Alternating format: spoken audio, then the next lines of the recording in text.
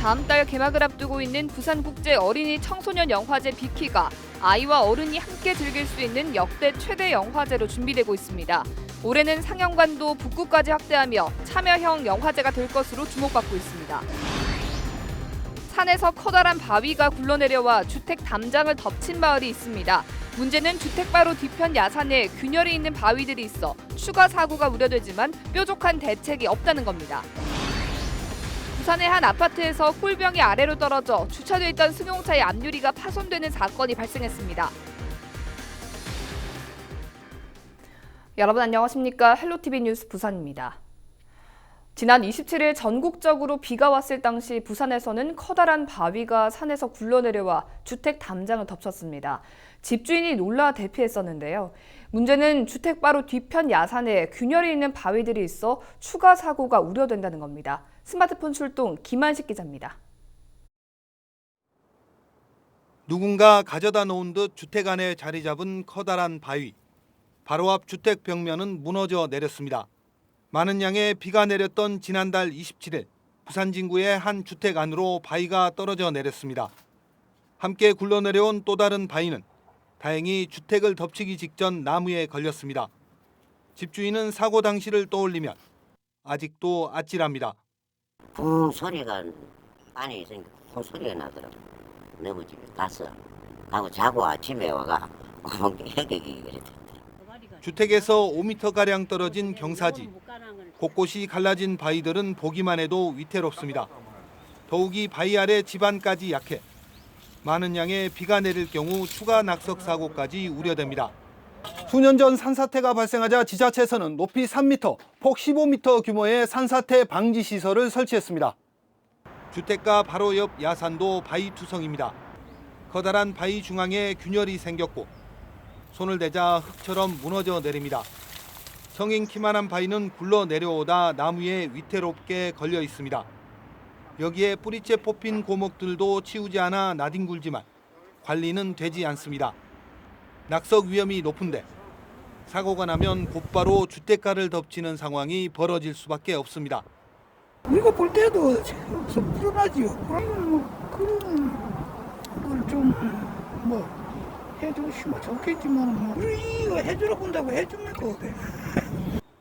주민들은 수년째 불안 속에 살고 있지만 관할 지자체는 취재가 시작되고 나서야 상황을 파악했습니다. 그나마도 올해 본격적인 장마 시작 전까지 임시 안전 조치를 하는 것이 전부입니다. 어느 규모의 어떤 공사를 해야 될지 어떻게 조치가 돼야 될 건지 저희들이 이제 다시 정확한 판단을 한 번 더 받아봐야 된다고 그분에서 알 수 있겠습니까? 우선 1단계 조치로 이런 정도 해놓고 장마와 태풍의 영향을 받는 7월 중순까지 불과 2달도 채 남지 않은 상황. 주민들의 불안감이 현실이 되지 않도록 철저한 대책 마련이 필요해 보입니다. 헬로티비 뉴스 김한식입니다. 최근 발생한 헝가리 유람선 충돌 사고로 생존 수영에 대한 관심이 높아지고 있습니다. 올해 전국 123만 명의 초등학생이 생존 수영 교육을 받고 있는데요. 경남에서는 만 5세 이하 유치원 아이들까지 생존 수영을 배우고 있습니다. 하지만 수영장이 부족한 부분 등 보완해야 할 점이 많습니다. 김수정 기자입니다. 수영복을 갈아입은 아이들이 준비 운동을 시작합니다. 발차기와 잠수도 하고 친구들과 부판 위에 앉아 떠다니며 물에 대한 두려움을 떨쳐냅니다. 일반적인 수영을 배우는 것이 아니라 사고가 발생했을 때 물 위에 떠서 구조를 기다리는 법을 배우는 생존 수영입니다. 수영하니까 재밌고 엄마 아빠랑 가고 싶어요. 구명조끼 착용법, 물에서 뜨는 방법, 물에서의 호흡법 등을 배우면서 혹시나 모를 위험한 상황이 닥쳤을 때 구조대가 올 때까지 자신의 생명을 지키는 방법을 배우고 있습니다. 지난 2014년 세월호 참사 이후 해양 사고가 잇따르면서 생존 수영에 대한 관심이 커지고 있습니다. 경남에서는 지난해부터 만 5세 이하 유치원생까지 생존 수영을 배우고 있습니다. 올해는 도내 공사립 유치원 686곳 가운데 89곳이 참여합니다. 매년 유치원 수를 늘려야 하는데 이 교육 환경은 이를 따라가지 못하고 있습니다. 연간 5에서 10시간으로 생존 수영을 완전히 익히기에 수업 시간이 짧고 수영장이 부족해 일반인과 함께 이용하다 보니 공간도 빡빡할 수밖에 없습니다. 그 초등 생존 수영도 함께 있고 또 그 유아 전용 수영장이 없는 데도 많이 있고 또 일반인들이 함께 수영을 하다 보니까 여러 가지 애로점이 많습니다. 유아 생존 수영이 잘 진행될 수 있도록 여러 가지 노력을 하도록 하겠습니다. 내년부터 유치원과 초등학교 전 학년으로 대상이 확대되는 생존 수영 교육. 높아지는 관심만큼 제도와 시설 개선이 필요한 시기입니다. 헬로티비 뉴스 김수정입니다.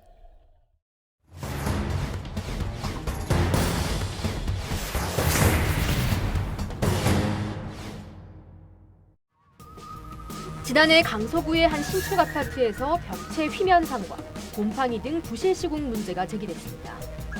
당시 입주 예정자들은 준공을 앞둔 사전 점검에서 문제를 발견해 계약 해지까지 요구하며 집회를 벌여왔습니다. 잊을만 하면 터져나오는 신축 아파트의 부실 시공 문제. 부산의 한 지자체는 조례를 통해 아파트의 품질을 검수하도록 했습니다. 일광과 장안 등에서 신도시가 형성돼 아파트 13,000세대 이상이 입주를 앞두고 있는 기장구는 지역 내 아파트 입주 예정자들의 피해를 막기 위해 공동주택 품질 검수단을 운영합니다. 일반 주민들이 대응하기 힘든 문제를 전문가와 함께 점검하고 대책을 마련하겠다는 겁니다. 정관 신도시가 한 10년 됐습니다. 입주돼.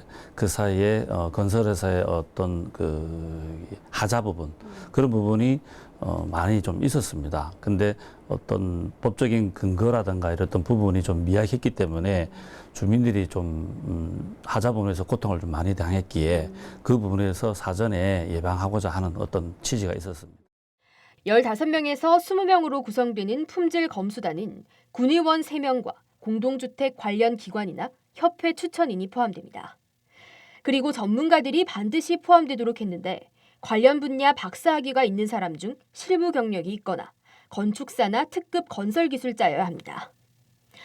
검수단은 기장군이 주택 건설 사업 계획을 승인한 현재 건설 중이거나 건설할 예정인 모든 아파트와 100세대 이상의 주택이 포함된 오피스텔 등을 대상으로 설계 도면과 다르게 만들어지지는 않았는지 등을 점검한 뒤 시정을 요청하고 분쟁이 발생하면 대책을 세우는 활동을 하게 됩니다.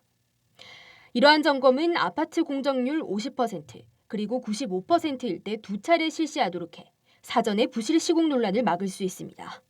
아파트에 대해서 현장에 나가서 같이 보고 그 부분에서 또 하자 부분에서 있다 그러면은 우리가 기장군청의 그 건축가에다가 의뢰도 하고 또 그 감리 부분에 대해서 그분들이 일하는 부분에 대해서 이런 부분이 좀 하자 부분이 있으니 검토를 해달라고 사전에 미리 예방하는 차원이 있다고 보시면 될 것 같습니다.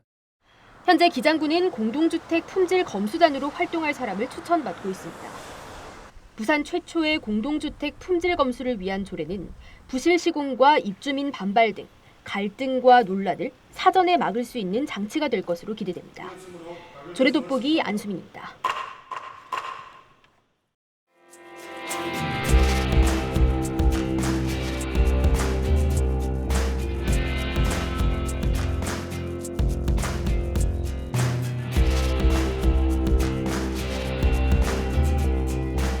푸른 바다와 넓은 백사장, 부산 바다가 6월 1일 열렸습니다. 개장 첫 주말 부산 해수욕장엔 20만여 명의 인파가 몰렸는데요. 1일에 8만 8천 명, 2일엔 10만 7천 명이 부산 해수욕장을 찾았습니다. 해수욕장별로 보면 해운대는 6만 명, 송도해수욕장 3만 2천 명, 송정해수욕장은 1만 1,000명이었습니다. 오늘 숫자로 보는 뉴스에선 부산 해수욕장을 찾은 피서객의 현황 짚어봅니다. 지난 이 3년 동안 부산 해수욕장을 찾은 피서객들은 얼마나 될까? 2015년엔 4,620만 명, 2016년 4,682만 명, 2017년 4,855만 명 등 매년 4천만 명 이상이 부산 해수욕장을 찾은 것으로 나타났습니다. 그런데 지난해는 4,100만 명으로 전해보다 700만 명이 줄었는데요. 해운대와 송도는 17%, 광안리 해수욕장은 21% 감소했습니다. 부산 해수욕장의 피서객들은 페르미 방식으로 집계를 해왔습니다. 단위 면적당, 그러니까 가로 30m, 이 세로 20m 내 인원을 세고 여기에 해수욕장의 넓이를 곱하는 방식인 페르미 방식, 그런데 이 집계 방식이 주관적인 요소가 개입돼 인원 부풀리기가 가능하다는 지적이 잇따랐죠. 지난해 해운대구는 휴대전화 빅데이터 방식의 통계 기법을 도입했습니다. 빅데이터 방식은 통신사와 협약을 맺고 이동통신 기지국을 활용해서 해수욕장을 50m 곱하기 50m 크기로 구분해서 30분 이상 구역 내에 머문 휴대전화 수를 확인하는 방식입니다. 실제로 이 빅데이터 방식을 적용하면 해수욕장 방문객 수가 페르미 방식보다 약 30% 감소한 것으로 확인되기도 했습니다. 오랜 이른 더위로 주말이면 해수욕을 즐기는 피서객들이 몰리는 분위기인데 무엇보다 해수욕장에서 벌어지는 성범죄나 무질서 행위 없이 피서객도 주변 상권도 모두 웃을 수 있는 여름을 보낼 수 있길 기대해봅니다. 숫자로 보는 뉴스 차선영이었습니다. 낙동강 하구뚝이 32년 만에 시범 개방됩니다. 환경부는 6일 밤 10시 40분부터 11시 20분까지 낙동강 하구뚝 수문 10개 가운데 1개를 개방해 바닷물 약 50만 톤을 유입시킬 예정입니다.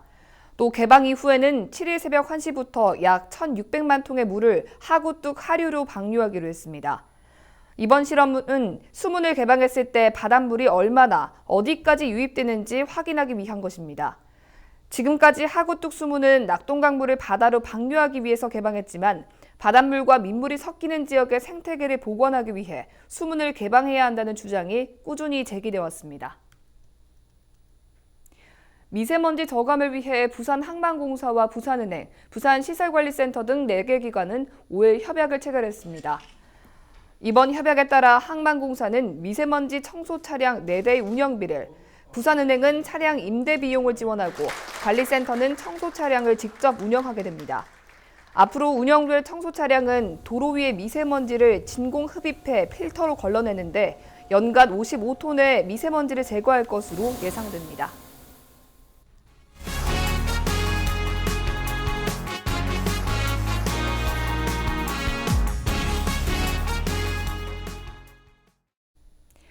세계 각국의 30여 개의 크고 작은 어린이 청소년 영화제가 개최되고 있는데요. 그중 부산국제 어린이 청소년 영화제 비키는 체코의 질린 영화제와 이탈리아의 지포니 영화제와 함께 규모 면에서 세계 3대 유소년 영화제로 어깨를 나란히 하고 있습니다. 올해는 어떤 특별함이 있을까요? 김현정 기자의 보도입니다. 어린이와 청소년 영화인들이 주인공이 되는 14회를 맞이한 부산국제 어린이 청소년 영화제 비키. 비키의 특별함은 영화제의 유일한 경쟁 부문인 레디액션 섹션에서 고스란히 드러납니다. 어린이와 청소년들이 직접 제작한 영화들이 어린이와 청소년 집행위원들의 심사를 통해 본선 진출작이 가려지기 때문입니다. 올해는 44개국 395편의 작품이 접수됐으며 13개국 40편의 작품이 영화제 본선에서 무료로 상영됩니다. 프로그래머들이 세계를 돌며 엄선한 장단편 영화들이 상영되는 비경쟁 부문에는 모두 8개 섹션이 마련돼 있습니다. 그중 독일 포커스에서는 지난 2015년부터 비키와 활발한 교류를 펼치고 있는 슈링겔 국제 어린이 청소년 영화제가 추천하는 장단편 영화 10편을 만날 수 있습니다. 아시아 파노라마 섹션에서는 동시대를 살아가는 어린이와 청소년들의 현실적인 고민과 생활상 등을 담은 작품들이 준비되고 있습니다. 영화제가 아니면 사실은 조금 만나기 어려운 아랍에미리트에서 만들어진 축구소년 아무리 같은 영화나 아니면은 그 청소년들의 어떤 욕망 같은 것에 다 이야기를 하는 그러니까 이란에서 만들어진 페라리 같은 영화들을 만나실 수가 있고요. 그러니까 어린이들의 노동에 대해 다루는 그런 작품들이 많아요. 그래서 그런 영화들 뭐 청소년 단편에서 아시미나 혹은 그다음에 인도에서 만들어진 어린이 단편 그 심루피의 4개 같은 그런 영화들도 있고요.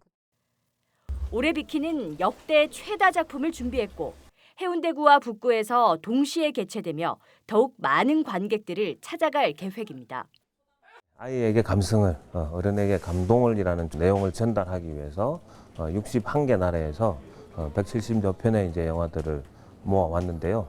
어른들이 보면 아이들과 함께 어떻게 일상적인 태도들을 이렇게 꾸려나가야 될지 깊이 생각할 수 있는 영화들로 꾸려져 있고요.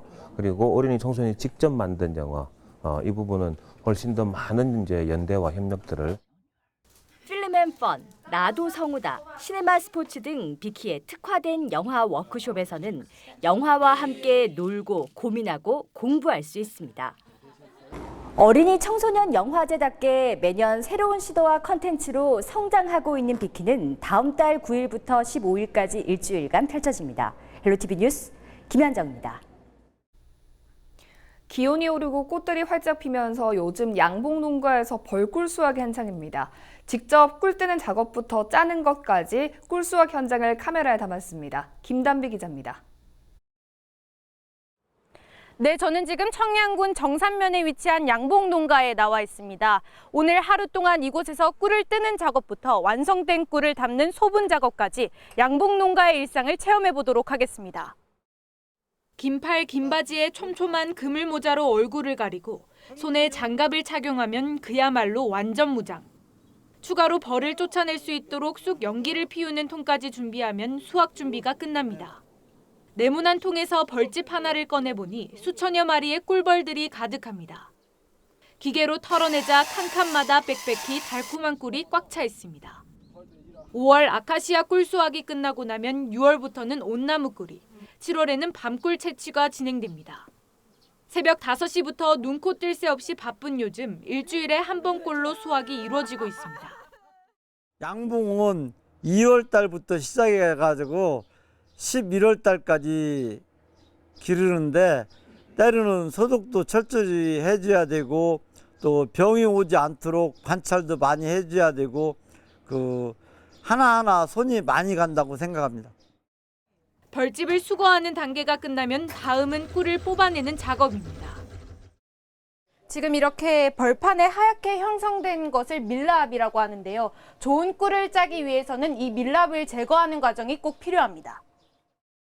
밀랍을 없앤 벌집을 탈봉기계에 넣고 돌리면 순수한 꿀이 추출되고 마지막으로 유리병에 담는 작업까지 거치면 시중에 판매되는 꿀이 완성됩니다. 현재 청양군 내 양봉 농가는 180여 곳, 해마다 110여 톤의 꿀을 생산하고 있습니다. 연간 전체 농가 평균 소득은 40억 원 이상으로 10대 소득 장목 중 하나로 손꼽힐 정도로 고소득 장목으로 인정받고 있습니다. 이처럼 청양에서 양봉 산업이 발전할 수 있었던 건 아카시아와 밤나무 등 꽃을 피우는 나무가 칠갑산 주변을 중심으로 밀집해 있기 때문입니다. 그렇죠. 이 청양은 청정 지역이고 공기도 좋기 때문에 꿀 품질이 좋고 맛이 좋아요. 워낙 이제 산골이다 보니까 모든 밀원 조건이 양봉에 딱 적합해요.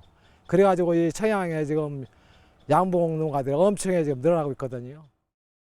오늘 이곳에서 채집한 꿀을 가지고 시원한 꿀차를 타봤습니다.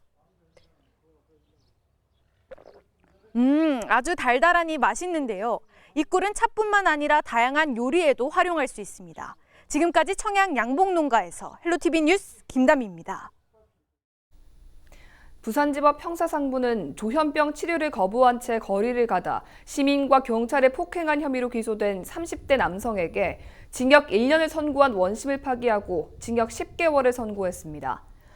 조현병을 앓던 A씨는 지난 2017년과 지난해 길에서 마주친 시민을 폭행해 체포된 뒤 경찰관에게 욕설을 하고 뺨을 때린 혐의를 받고 있습니다. 재판부는 조현병으로 의사결정 능력이 미약한 상태였다는 점과 피해자와 합의한 점 등을 고려했다며 감형 이유를 밝혔습니다. 부산시가 오는 7일 15년 만에 부산에서 열리는 축구 국가대표 경기일에 구덕운동장을 개방합니다. 이날 부산 아시아드 주경기장에서는 호주와의 축구 국가대표 평가전이 열리는데 부산시는 15년 만에 열리는 A매치에 대한 시민들의 관심에 따라 7일 오후 6시 30분부터 10시 30분까지 구덕운동장을 개방하고 시민들과 함께 응원전을 펼친다고 밝혔습니다. 이번 축구 평가전 입장권 예매는 지난달 24일부터 시작됐는데 일주일 만에 온라인 판매분 5만여 장이 매진됐습니다. 4일 저녁 8시 반쯤 부산 진구 계금동의 한 아파트에서 꿀병이 아래로 떨어져 주차돼 있던 승용차의 앞유리가 파손되는 사건이 발생했습니다. 부산진경찰서는 목격자들의 진술을 토대로 아파트 15층에 거주하는 50대 남성 A씨를 범인으로 지목한 뒤 임의 동행해 조사를 벌였습니다. 경찰 조사에서 A씨는 범행을 부인했고 경찰은 수거한 꿀병을 국립과학수사연구원에 보내 감식을 의뢰했습니다. 부산의 초등학교 1학년 3만 명에게 형광 원단으로 제작된 가방 안전덮개가 보급됩니다. 가방 안전덮개는 학생들의 책가방에 씌우는 형태로 운전자들이 잘 볼 수 있도록 형광색 방수 원단에 스쿨존 제한 속도인 시속 30km를 뜻하는 숫자 30을 표시했습니다. 부산 지역 관광과 마이스 산업 연간 이직자 수가 연간 신규 채용자의 80% 수준에 달하는 것으로 나타났습니다. 부산시 자료를 보면 2017년 기준으로 관광 마이스 산업의 신규 채용자는 2,550명으로 전년보다 9.5% 늘었지만 이직자는 2,008명으로 연간 신규 채용자 대비 이직자 비율은 78.7%로 조사됐습니다.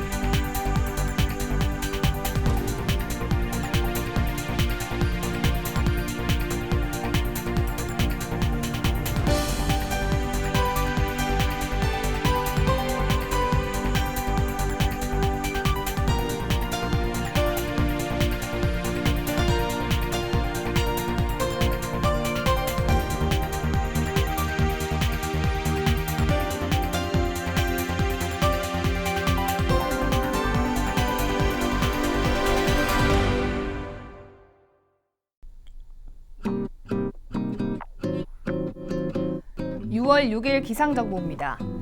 현충일인 목요일 부산 지역 아침 최저 기온 20도, 낮 최고 기온 26도 예상됩니다. 밤부터 비가 내리기 시작해 7일까지 최대 150mm 이상의 많은 비가 내리겠습니다. 전국 날씨입니다. 6일 아침 최저 기온 서울 19도, 경남 18도, 부산 20도 나타내겠고요. 낮에는 서울 29도, 경남 28도, 부산 26도 보이겠습니다. 오후부터 비가 내리겠는데요. 비가 오는 지역은 돌풍과 함께 천둥, 번개가 치는 곳도 있겠으니 시설물 관리에 유의하시기 바랍니다. 바다 날씨입니다. 해상에도 돌풍과 함께 천둥, 번개가 일겠습니다. 전해상에서 바람이 강하게 불고 물결도 높게 일겠습니다. 주간 날씨입니다. 금요일 비가 그치겠고요. 주말에는 폭염 없이 무난한 날씨가 예상됩니다.